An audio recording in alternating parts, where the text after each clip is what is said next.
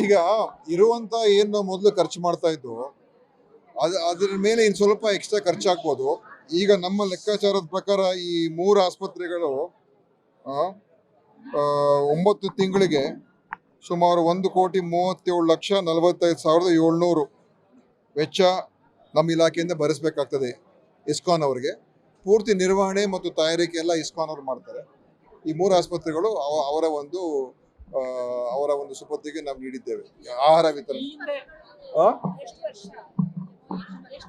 ಇಲ್ಲ, ಈಗ ಈ 12 ತಿಂಗಳಿಗೆ ಅಂತ ಮಾಡಿರ್ತೀವಿ, 1 ವರ್ಷಕ್ಕೆ.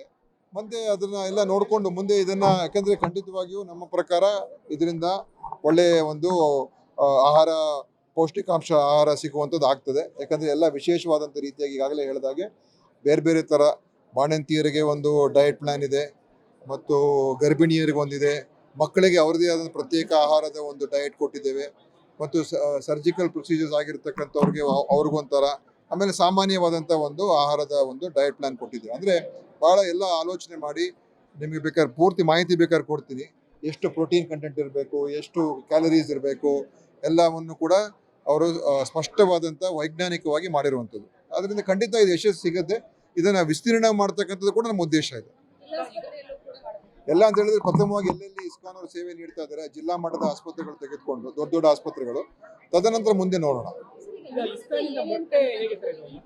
ನ್ಯೂನ್ಯತೆ ಅಂತ ಹೇಳಿದ್ರೆ ಒಂದೇ ಥರದ ಆಹಾರ, ಮತ್ತು ಅದರಲ್ಲಿ ಸ್ಥಳೀಯವಾಗಿ ಒಂದೊಂದ್ಸಲ ಸ್ವಚ್ಛತೆ ಮತ್ತು ಪೌಷ್ಟಿಕ ಆಹಾರ ಅದು ಯಾವ ರೀತಿಯಾಗಿರ್ತದೆ, ಗುಣಮಟ್ಟ, ಅದ್ರ ಬಗ್ಗೆ ನಾವು ನೋಡ್ಕೊಳ್ಳೋಕೆ ಸಾಧ್ಯ ಆಗ್ತಾ ಇರಲಿಲ್ಲ. ಮತ್ತು ಸ್ಥಳೀಯ ಕಾಂಟ್ರಾಕ್ಟರ್ ಸರಿಯಾಗಿ ಮಾಡ್ತಾ ಇಲ್ಲ ಅಂತ ಹೇಳಕ್ ಆಗೋದಿಲ್ಲ. ಆದರೆ ಎಷ್ಟು ಮಟ್ಟಿಗೆ ಅವರು ಅದನ್ನ ಸರಿಯಾದ ವ್ಯವಸ್ಥಿತವಾಗಿ ನಿಭಾಯಿಸ್ತಾ ಇದ್ರು ಹೇಳಕ್ ಆಗ್ತಾ ಇರಲಿಲ್ಲ. ಭಾಳಷ್ಟು ಕಂಪ್ಲೇಂಟ್ಸ್ ಕೂಡ ಬರ್ತಾ ಇತ್ತು. ಅನೇಕ ಜನ ಅದನ್ನ ಉಪಯೋಗ ಕೂಡ ಮಾಡ್ತಾ ಇರಲಿಲ್ಲ. ಅದಕ್ಕೇನೆ ಇವಾಗ ನಾವು ಇಸ್ಕಾನ್ ಅವರಿಗೆ ಇದ್ರ ಬಗ್ಗೆ ಭಾಳಷ್ಟು ಅವ್ರಿಗೆ ಇದರಲ್ಲಿ ಅವ್ರದ್ದು ಎಕ್ಸ್ಪರ್ಟ್ಸ್ ಇದರಲ್ಲಿ ಮತ್ತು ಅನುಭವ ಇದೆ. ಅವ್ರದ್ದೇ ಆದಂಥ ಒಂದು ಅಡುಗೆ ಮನೆಗಳು ಎಲ್ಲ ತಯಾರು ಮಾಡ್ತಕ್ಕಂಥ ಘಟಕಗಳಿದೆ. ಅದರಿಂದ ಅವ್ರ ಮುಖಾಂತರ ಮಾಡಿಸ್ತಕ್ಕಂಥದ್ದು ಸೂಕ್ತ ಇದೆ. ನಮ್ಮ ಖರ್ಚು ಕೂಡ ತುಂಬ ಏನು ಹೆಚ್ಚೇನು ಆಗೋದಿಲ್ಲ. ಮತ್ತು ಮುಖ್ಯವಾಗಿ ರೋಗಿಗಳಿಗೆ ಒಳ್ಳೆಯ ಒಂದು ಆಹಾರ ಸಿಗುವಂಥದ್ದೇ ನಮ್ಮ ಉದ್ದೇಶ. ಮೊಟ್ಟೆ ಕೈ ಬಿಡ್ತೀವಿ, ಆದರೆ ಅದ್ರ ಬದಲಾಗಿ ನಾವು ಈ ಸೋಯಾ ಚಂಕ್ಸ್ ಅಂತ ಇದೆ, ಅದರಿಂದ ಏನು ಪ್ರೋಟೀನ್ ಏನು ಅವಶ್ಯಕತೆ ಇದೆ ಅದನ್ನು ಸಿಗುವಂಥದ್ದನ್ನು ಕೂಡ ಅದನ್ನು ಮಾಡಿಸ್ತಾ ಇದ್ದೀವಿ, ಅದನ್ನು ಮಾಡ್ತೀವಿ.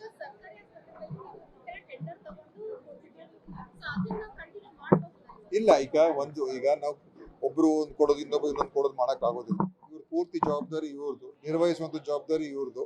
ಅದರಿಂದ ನಮಗೆ ಒಳ್ಳೆಯ ಆಹಾರ ನಮ್ಮ ರೋಗಿಗಳು ಸಿಗಬೇಕು, ಅದು ಮುಖ್ಯ.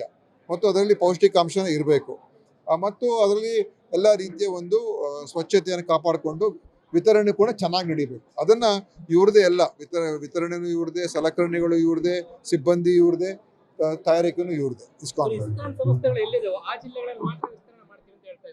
ಹೌದು, ಬೇರೆ ಕಡೆ ನೋಡೋಣ. ಬೇರೆ NGOs ಯಾರಾದ್ರೂ ಮುಂದೆ ಬಂದರೆ ನಾವು ಅವ್ರ ಜೊತೆ ಚರ್ಚೆ ಮಾಡ್ಬೋದು. ಆ ಥರ ಯಾರಾದ್ರೂ ಮುಂದೆ ಬರ್ತೀವಿ ಅಂತ ಹೇಳಿದ್ರೆ ನಾವು ಅವ್ರ ಜೊತೆ ಖಂಡಿತ ನಾವು ಮಾತುಕತೆಗೆ ತಯಾರಾಗಿರ್ತೀವಿ.